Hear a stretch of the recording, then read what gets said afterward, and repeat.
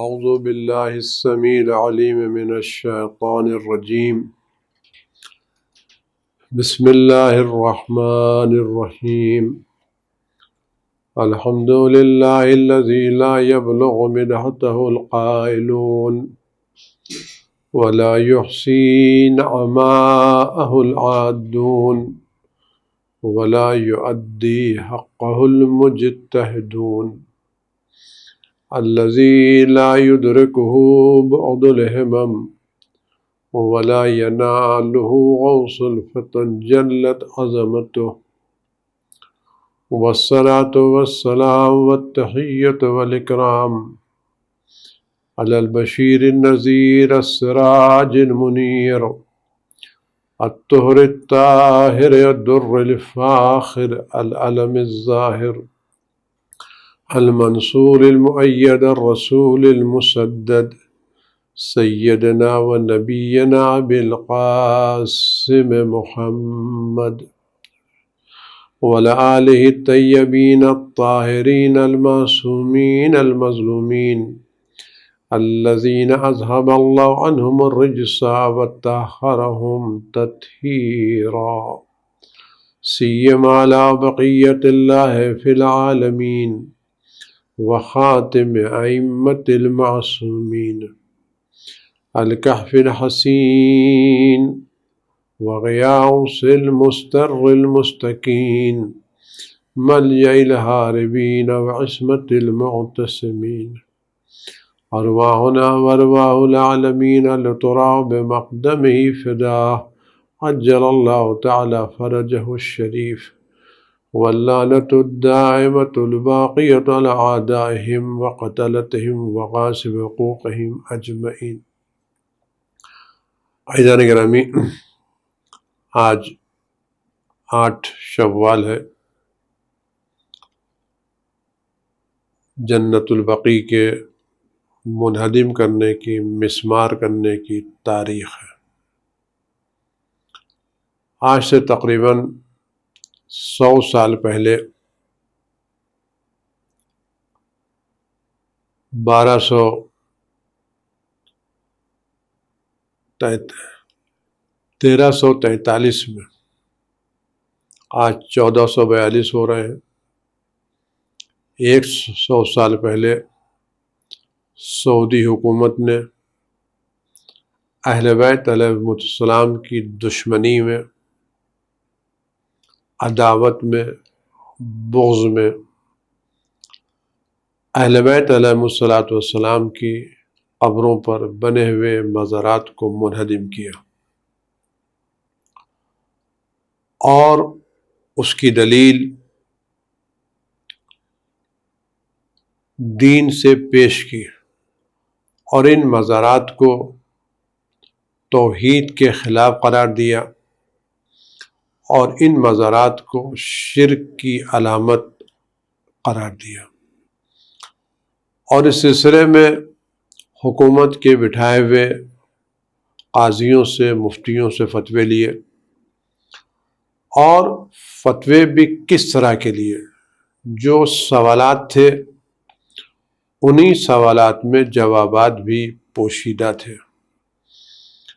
مثلا سوال یہ تھا، کیا قبروں پر عمارتیں بنانا حرام ہے؟ اور اگر حرام ہے تو کیا ان کو منہدم کرنا واجب ہے؟ اور اگر منہدم کرنا واجب ہے تو اس میں کیا کرنا چاہیے؟ یہ جو سوال تھا کہ حرام ہے، اور اگر حرام ہے تو اگر حرام کیوں لگایا گیا؟ پہلے پوچھنا چاہیے تھا کہ حرام ہے یا حرام نہیں ہے۔ میرا سیدھا سوال تمام لوگوں سے، اس وقت کے لوگوں سے آج تک کے لوگوں تک، پیغمبر اکرم حضرت محمد مصطفیٰ صلی اللہ علیہ وسلم نے جس توحید کا درس دیا اور جس توحید کی طرف لوگوں کو بلایا، اور اصحاب نے اور بقیہ لوگوں نے جس توحید کو قبول کیا، تو آیا وہ لوگ جن لوگوں نے پیغمبر اکرم صلی اللہ علیہ وسلم کی زبان مبارک سے توحید کی باتیں سنی تھی، توحید کا مفہوم سنا تھا، وہ لوگ زیادہ توحید کو بہتر سمجھتے تھے یا بعد میں آنے والے، یا جن لوگوں نے پیغمبر کی زبانی سنا، اصحاب نے، اصحاب کے بعد تابعین نے، تابعین کے بعد تبع تابعین نے، اور اس کے بعد وہ تمام علماء جو اس مدت میں گزرتے رہے۔ پیغمبر اکرم صلی اللہ علیہ وسلم کا انتقال اور شہادت سن 10 ہجری میں ہوئی۔ 1344 تک یہ مزارات تھے، تو 1332 برس تک، یہ 1000 سال کی مدت میں کیا لوگوں کو توحید سمجھ میں نہیں آئی تھی؟ کیا توحید کا کوئی نیا پیغمبر آیا تھا؟ کیا کوئی نیا نبی توحید کی بات لے کر کے آیا تھا؟ یہ توحید کا تصور جو یہ 100 برس پہلے، 200 برس پہلے پیش کیا گیا، یہ تصور اس سے پہلے کہاں تھا؟ یہ مزارات اس سے پہلے کیوں تھے؟ آیا یہ مزارات جو مکہ مکرمہ میں اور مدینہ منورہ میں ہے، کیا جس دن سے یہ مزارات بنے اور جب تک یہ منہدم کیے گئے، کیا یہ مزارات اور ان پر حکومتیں کافروں کی تھیں، یہودیوں کی تھیں، عیسائیوں کی تھیں، مشرکوں کی تھیں، یا ان پر حکومتیں مسلمانوں کی تھیں؟ اور یہ مدینہ اور مکے جانے والے افراد اور ان قبروں کی زیارت کرنے والے افراد کیا سیاح تھے، ٹورسٹ تھے، جو ایک ٹورسٹ جگہ کے اوپر، ایک سیاحی جگہ کے اوپر جا کر کے ان مزارات کو دیکھ کے آتے تھے، یا ان مزارات پر جانے والے ملت اسلامیہ کے بزرگ مرتبہ علماء تھے؟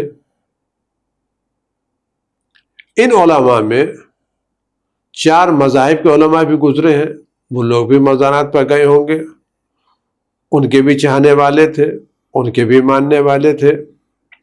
تو یہ جو علماء وہاں پر جاتے رہے، محدثین جاتے رہے، فقہا جاتے رہے، اور جن لوگوں نے اپنی کتابوں حدیث لکھی وہ محدثین جاتے رہے، ان لوگوں نے ان مزارات کے منہدم کرنے کا فتویٰ کیوں نہیں دیا؟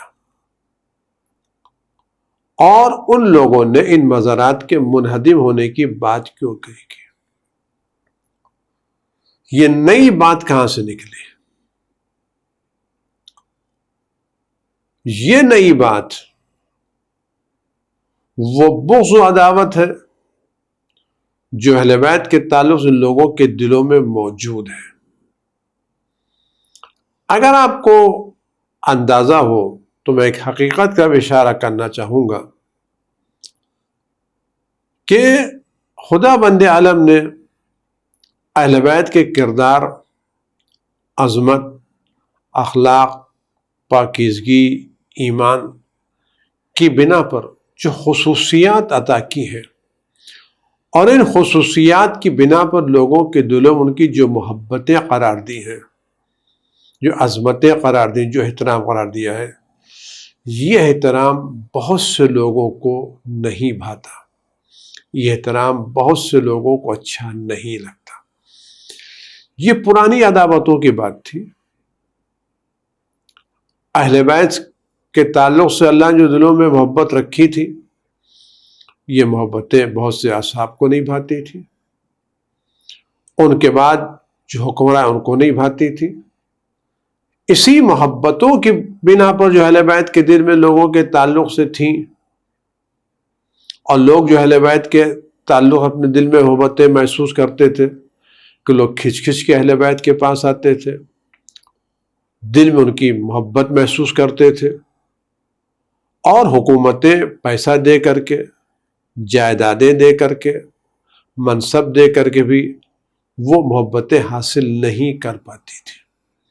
تو جس کی بنا پر ائمہ معصومین کو شہید کیا جاتا تھا، ان سے مدینہ چھڑوا دیا جاتا تھا، ان کو گھروں میں قید کر دیا جاتا تھا، صرف اس لیے تاکہ لوگوں کے رابطے ان سے کم ہو جائیں، اور جب لوگوں کے رابطے ان سے کم ہوں گے تو لوگ ہماری طرف رجوع کریں گے۔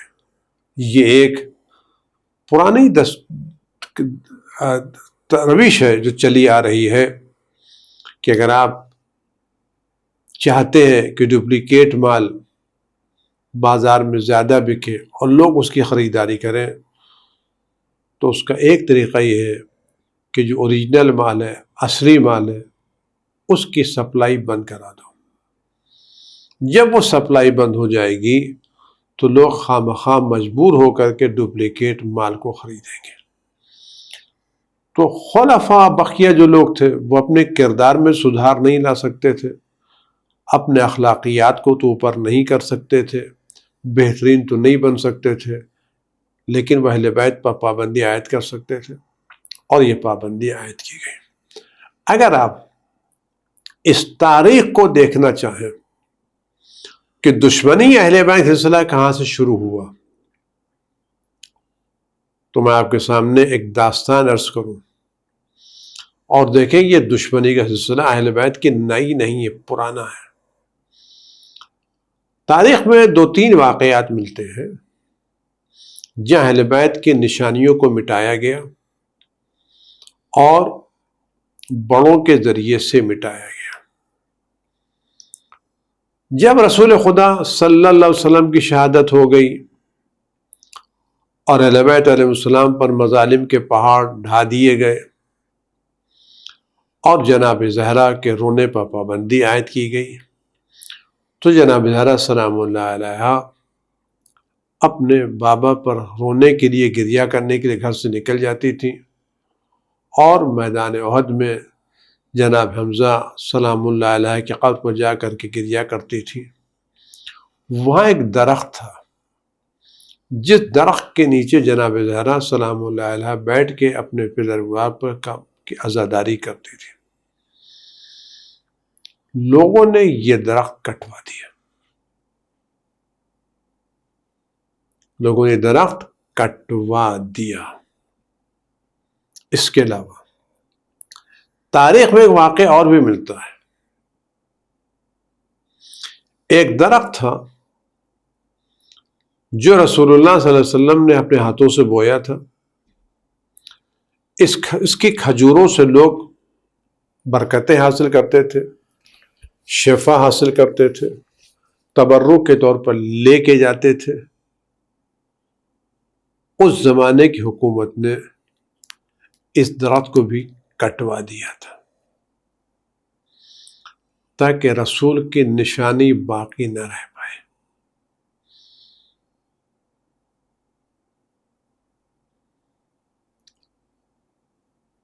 خانہ کعبہ میں پانی بھرا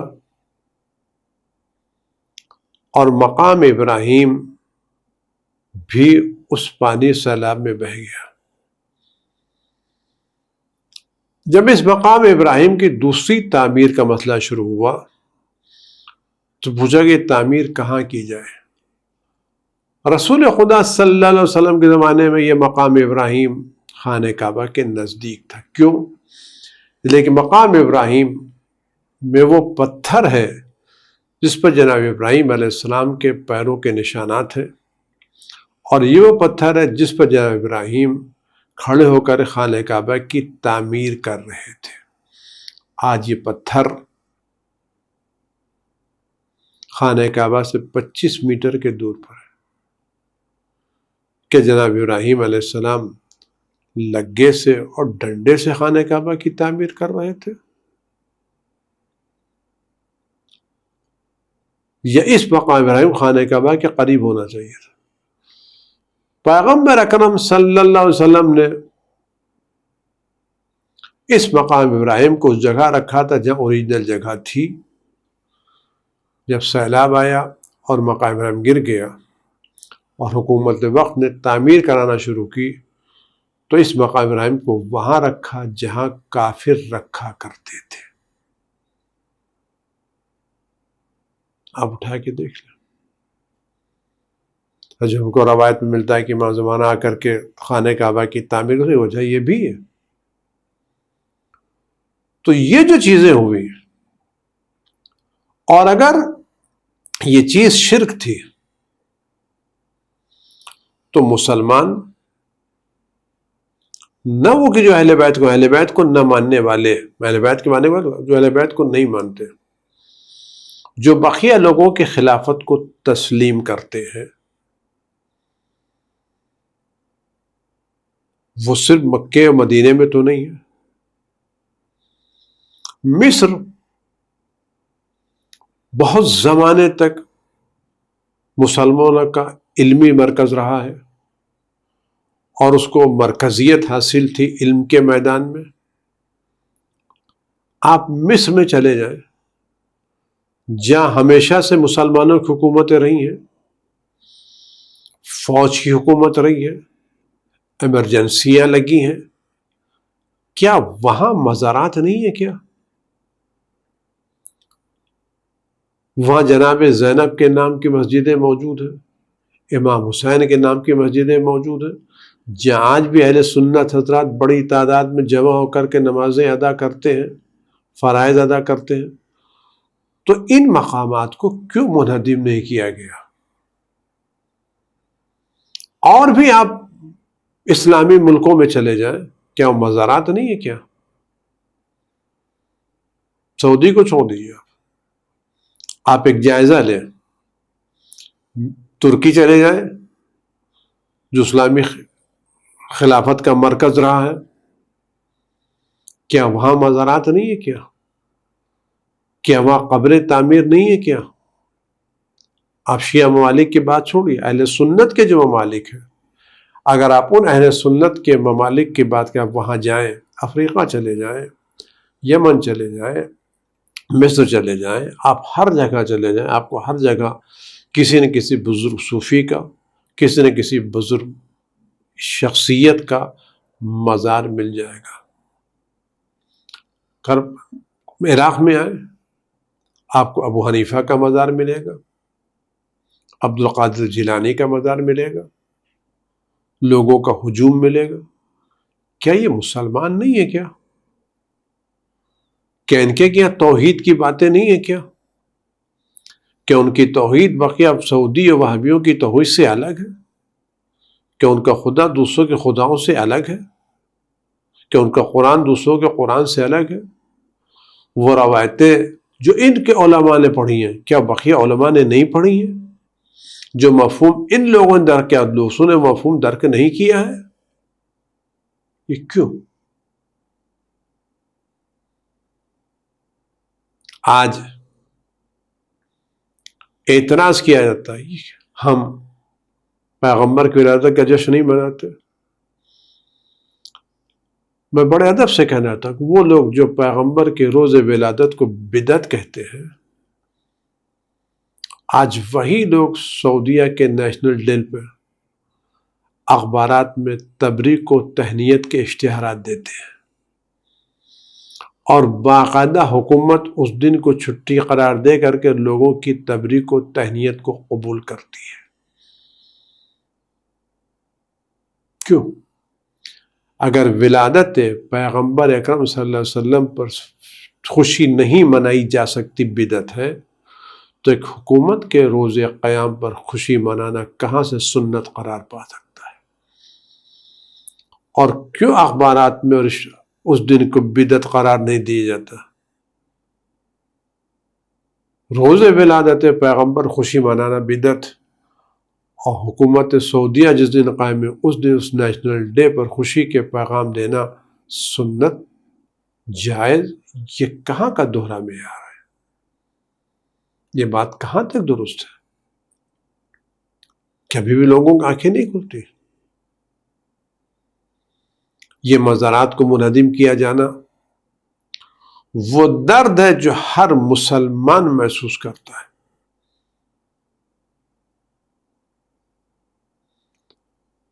آج افسوس کی بات تو یہ ہے کہ دنیا میں کہیں مسلمانوں پر ظلم ہوتا ہے، ان پر زیادتیاں کی جاتی ہیں، تو دنیا کے سارے اخبارات ان ذاتیوں کا چرچا کرتے ہیں، لیکن وہ افراد جن کی بنا پر اسلام باقی ہے، جو اسلام کی قربانیاں دی ہیں، اور تعجب تو ان لوگوں پر ہے جو اہل بیت اطہار علیہ السلام کو سب سے اعلیٰ افضل قرار دیتے ہیں اور دل کو ان کی محبت سے منور کرنے کا دعویٰ کرتے ہیں۔ وہ لوگ مسلمانوں کے ظلم پر تو آواز اٹھاتے ہیں، لیکن اہل بیت پر ہوئے ظلم پر خاموش کیوں رہتے؟ کیوں نہیں مزہ اٹھاتے؟ کیوں نہیں کہتے اہل بیت کے مزارات کو تعمیر ہونا چاہیے؟ کیوں تحریک نہیں چلاتے؟ اہل بیت جبکہ کس کے مزارات منظم کیے گئے؟ آپ غور کریں۔ ویسے تھوڑی سی بات عرض کروں، اور کس گھر کو جلایا، کس مزار کو منہدم کیا؟ قرآن کریم یہ سورہ نور کی آیت نازل ہوئی، اللہ نور السماوات والارض، اللہ آسمان و زمین کا نور ہے۔ مثل نوری کا مشکات فیہا مصباح، اس کی مثال ایک طاق، اس میں سے چراغ رکھا ہوا ہے۔ المصباح فی زجاجۃ، یہ چراغ شیشے میں ہے۔ الزجاجۃ کأنہا کوکب دری، یہ شیشہ ایک چمکدار موتی کی طرح سے ہے۔ یوقد من شجرۃ مبارکۃ، یہ مبارک شجر سے، درخت سے روشنی حاصل کرتا ہے۔ یہ زیتون کا شجر ہے جو نہ مشرقی نہ مغربی، اور اس کا روغن ان قریب ہے کہ اپنی نفاست اور اپنی پاک خود بخود روشن ہو جائے، بجائے اس کے کہ آگ اس سے مس کی جائے۔ نور علی نور، یہ نور کے اوپر نور ہے۔ خدا بند عالم جس کو چاہتا اپنے نور کی ہدایت کرتا ہے۔ وَيَضْرِبُ اللَّهُ الْأَمْثَالَ لِلنَّاسِ، اور اللہ لوگوں نے مثال بیان کرتا ہے۔ وَاللَّهُ بِكُلِّ شَيْءٍ عَلِيمٌ۔ اس کے بعد کہتے ہیں فِي بُيُوتٍ، یہ نور ہے کہاں؟ سورہ نور کی آیت نمبر 36 میں یہ نور ہے کہاں؟ فِي بُيُوتٍ، یہ ان گھروں میں، أَذَنَ اللَّهُ أَن تُرْفَعَ، یہ وہ گھر ہیں جن کے بارے میں اللہ چاہتا ہے ان گھر کی عزت کی جائے، ان کو بلندی عطا، ان کو رفعت عطا کی جائے۔ وَيُذْكَرُ فِيهَا اسْمُهُ، اور اس میں اللہ کا نام لیا جاتا ہے۔ يُسَبِّحُ لَهُ فِيهَا بِالْغُدُوِّ وَالْآصَالِ، اس میں صبح و شام اللہ کے نام کی تسبیح کی جاتی ہے۔ رجال، اس گھر میں کچھ لوگ ہیں، کچھ با ایمان لوگ ہیں، لا تلہم تجارت ولا بیع عن ذکر اللہ، جن کو نہ تجارت اور نہ بیع و خرید و فروخت اللہ کی یاد سے روکتی ہے، اور نہ نماز قائم کرنے سے اور زکوٰۃ ادا کرنے سے۔ یخافون یوما تتقلب فیہ، اس دن سے ڈرتے جس سے آنکھیں اور دل منقلب ہو جائیں گے۔ جب یہ آیت نازل ہوئی تو انس بن مالک کی روایت ہے، جس کو علامہ جلال الدین سیوطی میں کتاب در المنصور کے جلد 5 میں لکھا ہے۔ انس بن مالک کی روایت ہے، جب یہ آیت نازل ہوئی تو اس شخص نے حضرت سے دریافت کیا ان گھر سے کون سے گھر مراد ہیں؟ فی بیوتن، یہ چراغ کن گھروں میں، ان گھروں سے کون سے گھر مراد ہے؟ پیغمبر نے فرمایا سے انبیاء کے گھر مراد ہے، یعنی انبیاء کے گھر میں اللہ کا نور، اللہ کے گھر، انبیاء کے گھر میں اللہ کی تعلیمات، انبیاء کے گھروں میں اللہ کے احکامات ہیں، اللہ کی باتیں، اللہ کا پیغام، اللہ کا نور انبیاء کے گھروں میں ہے۔ اس وقت روایت کہتی ہے ابو بکر نے، خلیفہ اول نے، حضرت علی اور حضرت زہرا کے مکان اشارہ کر کے پوچھا، مدینے کی بات ہے، مکے کی بات میں پوچھا، فرمایا کیا یہ گھر بھی انہی انبیاء کے گھروں میں شامل ہے؟ یعنی وہ گھر جس میں اللہ کا نور ہے، جس میں اللہ کے بندے رہتے ہیں، جن کو تجارت و خرید و فروخت اللہ کی یاد سے غافل نہیں کرتی، صبح و شام تسبیح کرتے رہتے ہیں، نماز قائم کرتے رہتے ہیں، زکوٰۃ ادا کرتے رہتے ہیں، قیامت سے ڈرتے ہیں۔ کیا یہ گھر جس میں اس طرح کی تسبیح کی جاتی ہے، آیا یہ علی و فاطمہ کے گھر بھی ان گھروں میں شامل ہیں؟ تو پیغمبر فرمایا نعم من افاضلها، نہ کہ یہ گھر بلکہ ان گھروں میں سب سے افضل گھر علی و فاطمہ کا گھر۔ آپ سچ بتائیں، جن گھروں کو بلند کرنے کا حکم اللہ نے دیا تھا ان گھروں کو کس نے مسمار کیا؟ جن گھروں کی بلندی کی اجازت اللہ نے، ان گھروں کو کس نے پامال کیا؟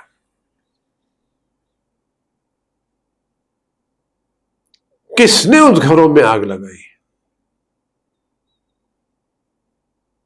اگر آج علی و فاطمہ سلام اللہ علیہ کے گھروں میں آگ نہ لگائی جاتی تو لوگوں کی ہمت نہ پہنچتی ان کے قبروں کو مسمار کرنے کی۔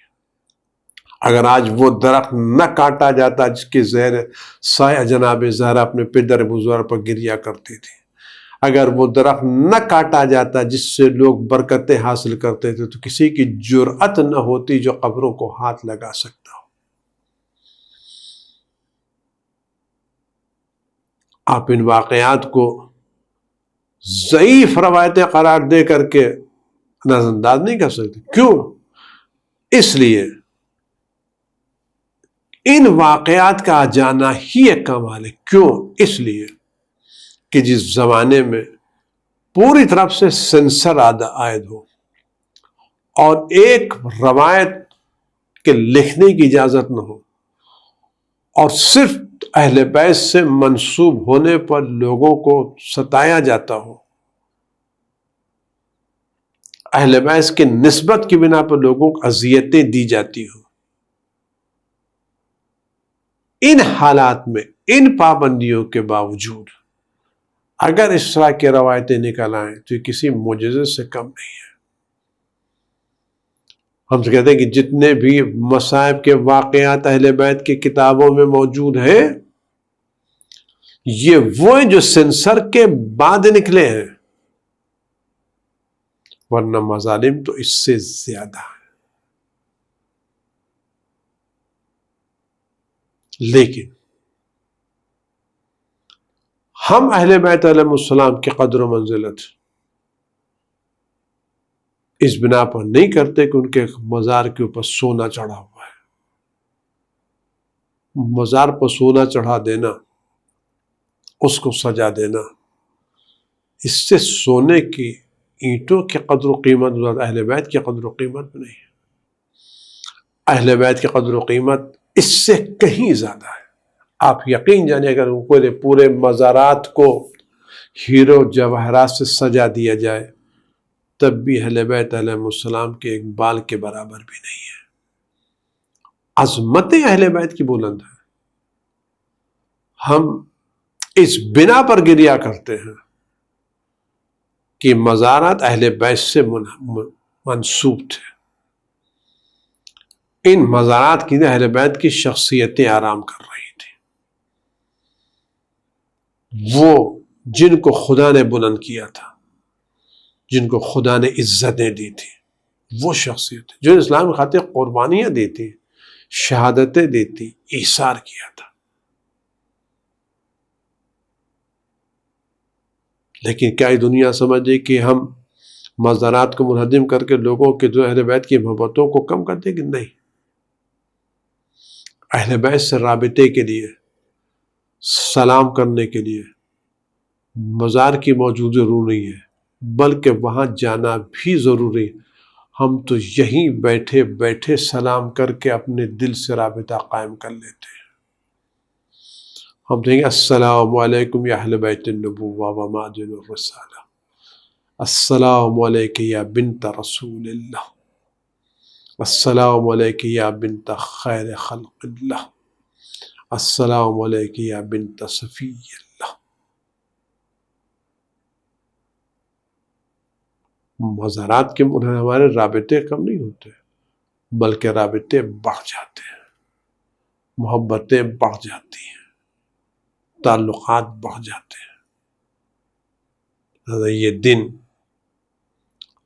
اہل بیت کے چاہنے والوں کے لیے غم کا دن ہے، تکلیف کا دن ہے، اذیتوں کا دن ہے، اور ان تمام لوگوں کے لیے بد دعا کرنے کا دن ہے جو اس وقت سے لے کے آج تک ان مزارات کے منہدم ہونے میں شریک رہے ہیں یا ان مزارات کے منہدم ہونے پر راضی رہے ہیں.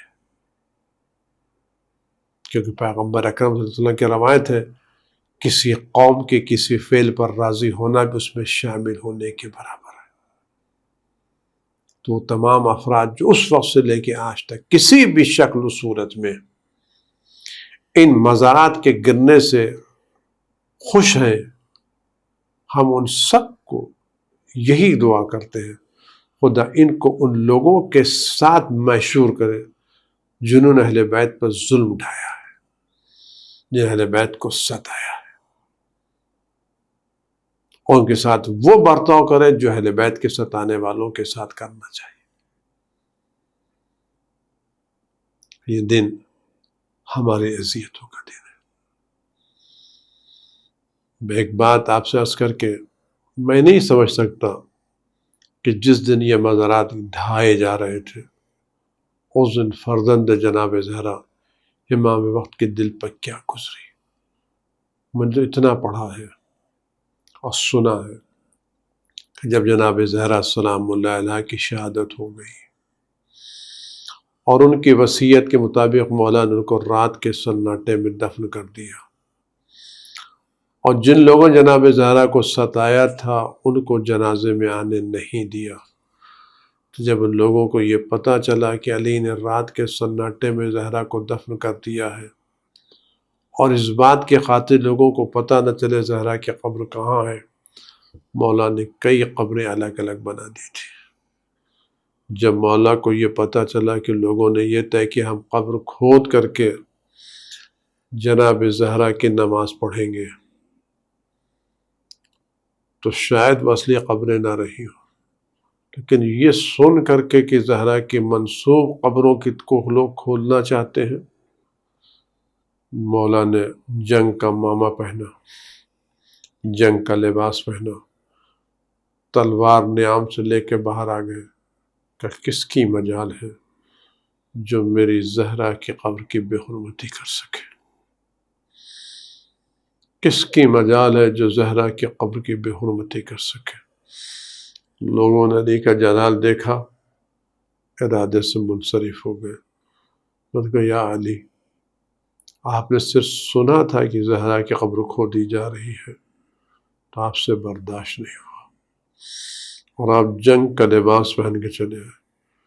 تھوڑی دیر کے اپنے فرزند امام وقت کی خبر لیں جنہوں نے اپنی آنکھوں سے ان مزار کو منہدم ہوتے ہوئے دیکھا،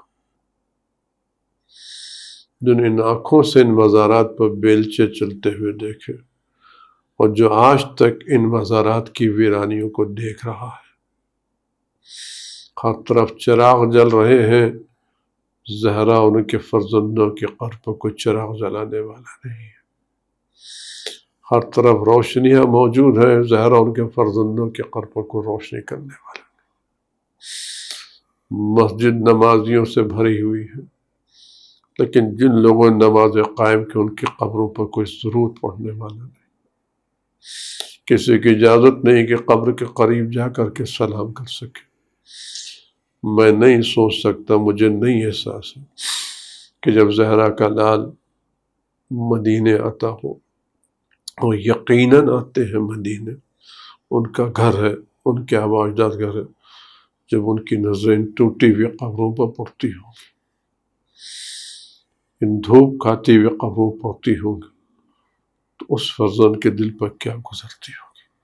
اور اس کیفیت کا واسطہ جو امام وقت کے دل پر گزر رہی ہے، ان کے ظہور میں تعجیل فرما، ان کے دست مبارک سے ان مزارات کی تعمیر فرما، اور ہم سب کو ان مزارات کی زیارت کا بار بار شرف عنایت فرما، اور جن لوگوں نے مزارات کو ڈھایا ان کو بدترین عذاب میں گرفتار فرما. امام وقت کے صدقے میں اس بلا کو دور فرما. جو لوگ اس بلا میں گرفتار ان کو شفا مرحمت فرما، اور باقی تمام لوگ اس بلا سے اور اگر آنے والی کو ان بلا سے ساری دنیا کو محفوظ فرما. قلب مقدس امام ہم سب سے راضی خوشنود فرما. والسلام علیکم ورحمۃ اللہ وبرکاتہ.